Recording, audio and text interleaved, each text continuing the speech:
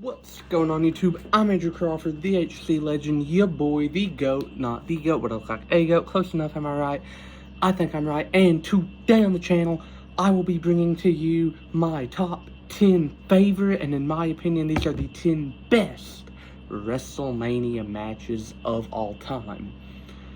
With that said, I've tried to take out the recency bias and look at what these matches mean to my generation of fans and to wrestling fandom across the planet. All of these matches are, yes, near and dear to my heart, but also all these matches, I think, are the 10 best showcases of storyline, in-ring work ethic, build, that should be a Mania match. And with that said, let's jump into it. Number 10, last year's triple threat match for the WWE Intercontinental Championship, Gunther, Drew McIntyre, and Sheamus. These are three of the best workers in the world today. Sheamus should go down as one of the most underrated and hardest workers ever. And the build, while kind of stupid, was very simple and a very reasonable thing to say, okay, you know what? You both get a WrestleMania match for the Intercontinental title. Sheamus was mad at Drew because after Sheamus' match at Clash at the Castle and Sheamus and Drew had become friends, Drew went behind Sheamus' back to Adam Pearce, said, I want an Intercontinental title match. And so instantly the build was, we're going to do a triple threat. And this was some brutal, stiff shots with every move, Gunther's chops especially. And I remember one spot that stands out because I just thought, one of these two is paralyzed now. And it is when Gunther powerbombed, I think he powerbombed Drew onto Sheamus, and their like spines collided, and I'm like, that's someone's back. One of these two men were just paralyzed. Thankfully, no, neither of them were. Although, I'm not seeing Sheamus in a minute. So, maybe. But, next entry. Number 9, one of only 2 matches from WrestleMania 17, but they are both in the top 10, so that should say a lot about how good this Mania was. Yes, I call it overrated. That's just because I don't think it's the GOAT Mania.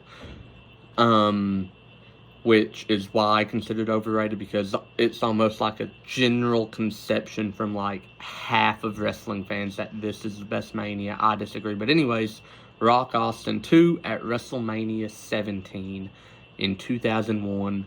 This match, it was the Rock Austin Classic. Rock oversold the stunner. There was a good announce table spot. The build was better than the match itself. That My Way by Limp Bizkit video package, hyping this match specifically, is one of the best video packages in WWE history. If you disagree, let me know so I can give you my address and you can come to my house and fight me. With that said, it was still, in my opinion, their best match together. The Vince heel turn was very unnecessary. And as much as I want to discredit the Attitude Era, Rock and Austin are two guys you'll never be allowed to actually discredit. Number 8, we're going to go 2 years into the future to WrestleMania 19. And I'm not talking Angle versus Lesnar. No. I'm not talking Hogan versus Vince, which for you fans of blood was probably your favorite match on that Mania. No. I'm talking the Heartbreak Kid Shawn Michaels, the Ayatollah of a Rock and Roll Y2J Chris Jericho one-on-one. This match had a fun little build that started at the Rumble when Christian came out dressed as Jericho, and Jericho got a good sneak attack in. It was kind of fire. And then the match itself was, I don't know what to call this match, because I don't know a word that means beautiful, amazing, and jaw-dropping in one word. This match was a WrestleMania classic, And this is the prototype workhorse match that if someone tells me they want to see the in-ring ability of wrestling only, go watch this match. I would point them to this match. But now we're going to flip for the next entry. Number 7, my favorite wrestler of all time, the Rated R Superstar, versus Mick Foley in a hardcore match at WrestleMania 22. This match is what I would point out to a fan if they told me, I just want to watch a hardcore match, I want to watch blood, gore, and I want to see people suffer. Like, watch this match. The build was simple. Mick Foley was a special ref for Edge versus John Cena for the WWE title. Mick fast counted Edge while he was down, and Edge believed that Mick cost him the match of main eventing for the WrestleMania. And then these two had a hardcore match full of just moves that Mick Foley at that age and having already been that broken down should not have been taking. Thumbtack spots, barbed wire. The mandible claw with the barbed wire genuinely makes me wince because that's putting barbed wire in someone's mouth. Like, that's terrifying. But when you talk about this match, you gotta talk about that spear. Mick Foley's dousing the table in lighter fluid. Lita comes up with a barbed wire baseball bat, hits him, and that bat goes right where the sun don't shine. I think the fellas know what I'm talking about. Lita continues dousing, lights the table on fire. Mick gets to his feet on the apron, spear through the flaming table, to a reaction that, as Joey Styles best said it, oh my God. It was brutal. It was genuinely brutal. Number 6, 5 years earlier, Edge was in another brutal match, TLC 2, also at WrestleMania 17. In my opinion, this was the best match on that card. Don't fight me on this, it was the best match. You took these 3 teams that I aforementioned in the last video, the Hardys, Edge and Christian, the Dudleys. You threw them into an environment where each of them was kind of like the masters with the 3 weapons labeled in TLC. The Dudleys with the tables, the Hardys with the ladders, Edge and Christian with the chairs.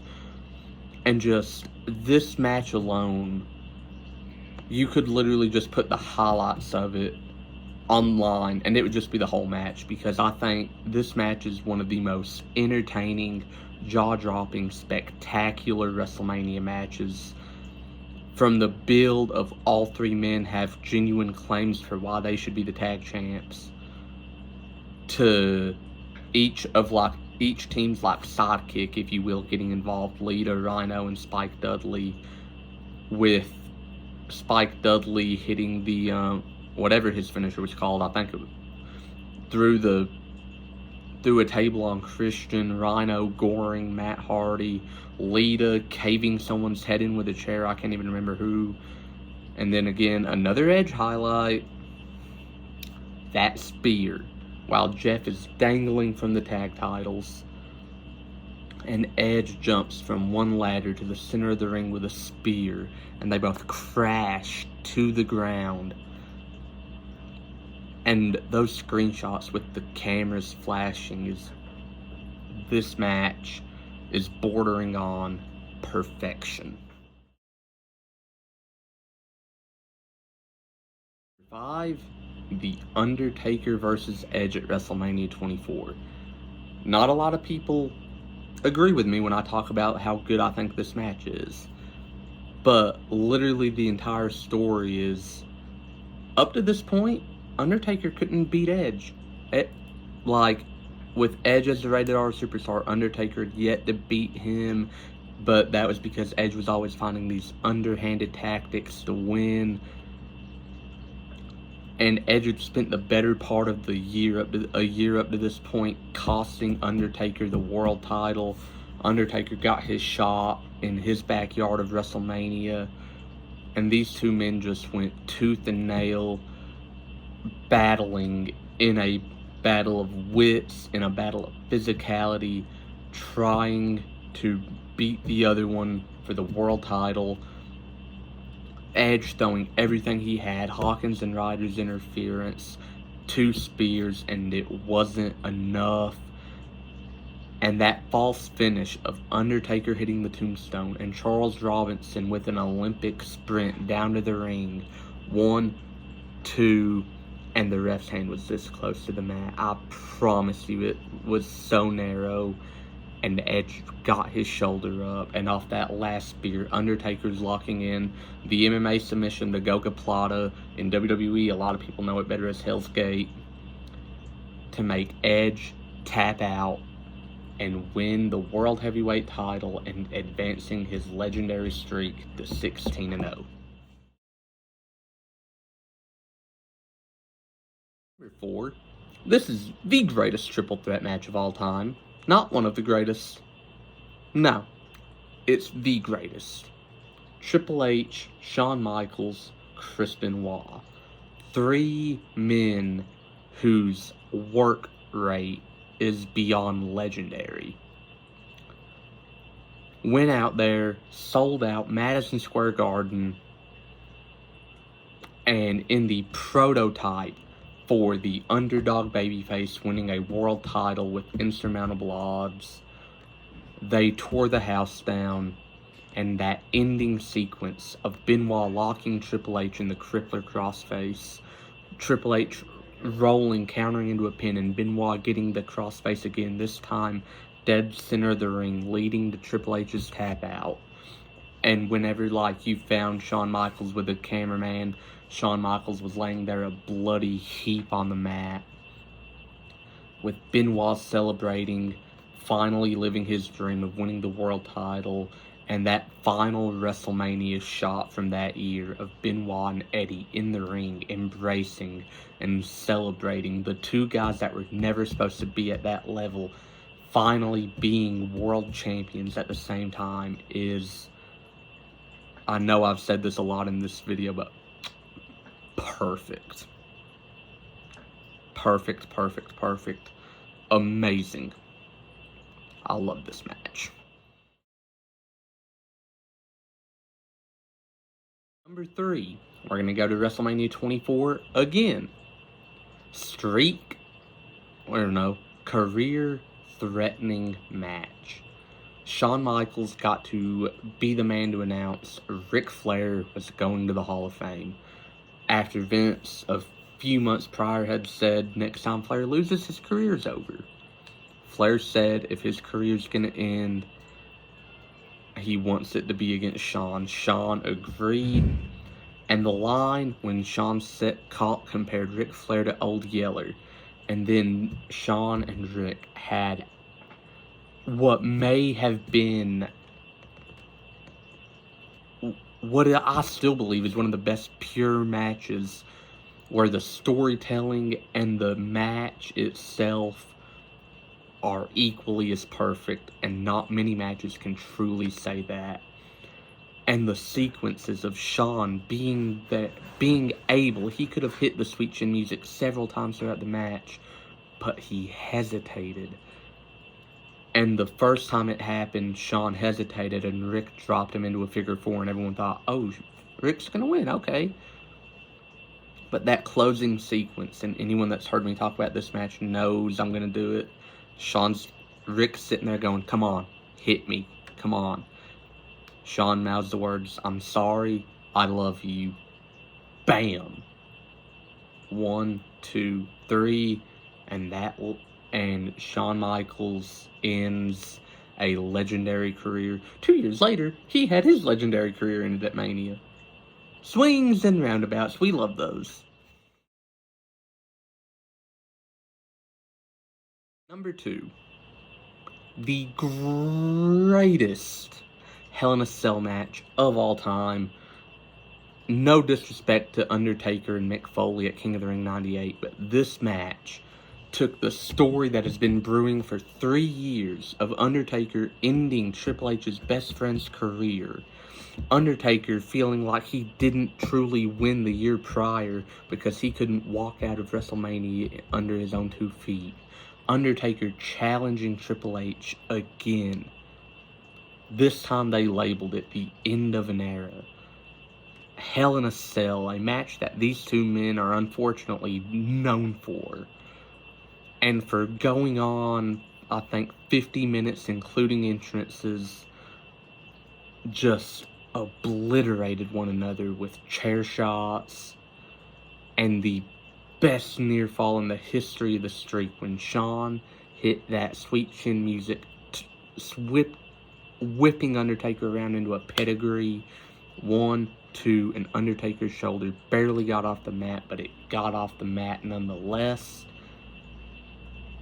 And that final shot from that match of the 3 men standing there, Undertaker and Triple H Undertaker and Shawn Michaels holding Triple H up, staring out into the crowd to what was a standing ovation, was, again, perfection. Number 1, I take you back to the year 2009. Undertaker versus Shawn Michaels, the beginning of the Undertaker versus DX rivalry at WrestleMania.